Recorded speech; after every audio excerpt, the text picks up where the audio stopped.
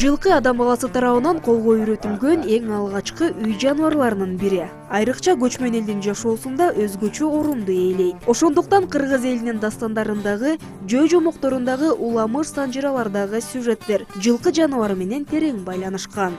Илгертен эле адамды минген күлүгүнөн байкаган эл жылкы таптоого чоң маани берип, саяпкерлер кылдаттык менен таптап келишет. Исраили ага да 25 жылдан бери күлүктөрдү таптап келет. Саарлап эрте туруп эле баары жоона бир сыйра от берилет, баары жоона бир сыйра суу, одон жем жегенден кийин 1 сааттан кийин тазалап, токуп, минип, айлантып, 1-2 саат айлантып келебиз аттарды. Одон кийин дагы 1 саат асып турабыз, өзлөрүнүн дамын алгыча, анан ол өзүнө келгенден суутулгандан тазалап, кайтара ордуна коюп чөп беребиз.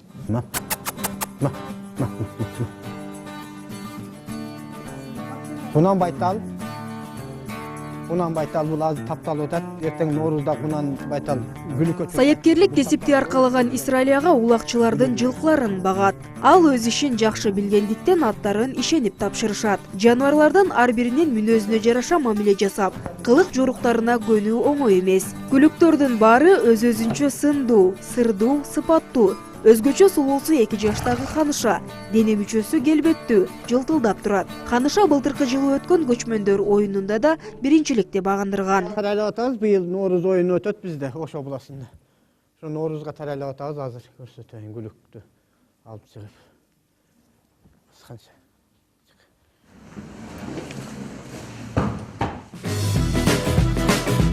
Алыстан караганда сырдуу көрүнгөн бул жылкы жумушчу, 4 тоннага чейинки жүктү кыйналбай тартат. Азыркы тапта күчү ашып турган чагы.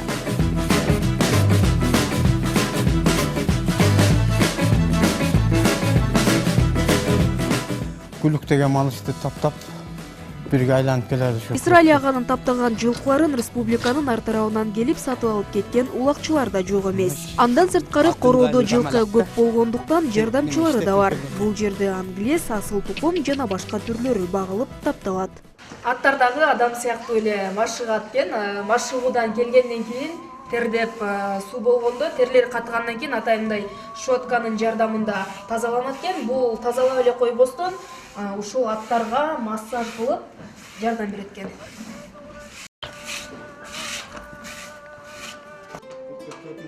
Аттын алдынан жарым карыш чыкпаган саяпкер эртеден кечке ушул иш менен алек. Бир да мүнөтүн бош өткөрбөй күлүктөрүн таптап, жылкыларын кароо менен убара.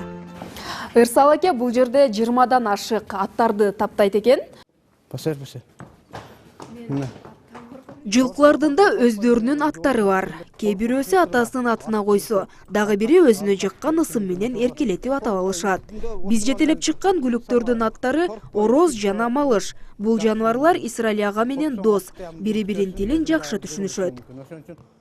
Өзүң сүйгөн аттарды кое бересиң, атасына, энесине карап, эркек аттардын атасына карап, кетсе ошо, сый кетсе сый кылып, ошо өсүп жетат. Эрдин эмнеси артык, эл үчүн кылган кызмат артык. Аттын аттан эмнеси артык, ашыра чапкан изи артык демекчи, ушул аттарды таптап кароо ар кимдин элине колунан келе бербейт.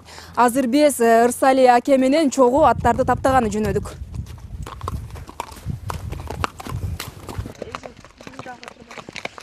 Атты арыганда көр, эрди карыганда көр дегендей саяпкер атты арыганча чаптыра чуркатат экен. Ат канчалык алыска чуркаган сайын күчтөнүп, мелдештерге даярдалат. Мына ушинтип күнүгө эрте менен жемин жеп бүткөндөн 1 сааттан кийин тазалап, курукка чыгып алып ушинтип 3 куруктан жорт турсак, 2 куруктан кентир айдап, кентирден кийин 1 курук, 1,5 курук шаговой кылып, терин ургатып киргизебиз. Күнүгө ушу машыктыруу иштери жүрөт бу жерде. Атайын Ош областында ат майданынын жери оюн өтөт турган ат оюндары ушул жерде өтөт. Улак, байге, эңиш, ат үстүндөгү бизге улуттук оюндун баары жогу ушул жерде өтөт жылда. Бардык эле жаныбарды багуу оңой эмес.